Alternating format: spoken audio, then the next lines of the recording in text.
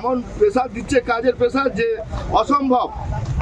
4টে করে তাঁত চালাতে হবে, কিন্তু আমাদের সমস্ত শ্রমিক 4টে নয় 2টোর বেশি আমরা তাঁত চালাবো না।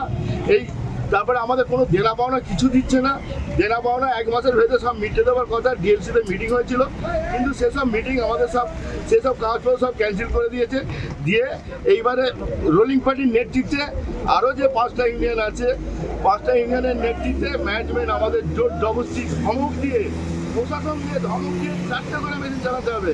এমনকি কালকে পর্যন্ত জোর জুলুম চলেছে, কিন্তু আমাদের শ্রমিক সব এক আছে। শ্রমিকদের পক্ষ থেকে আমি সকলকে ধন্যবাদ জানাই।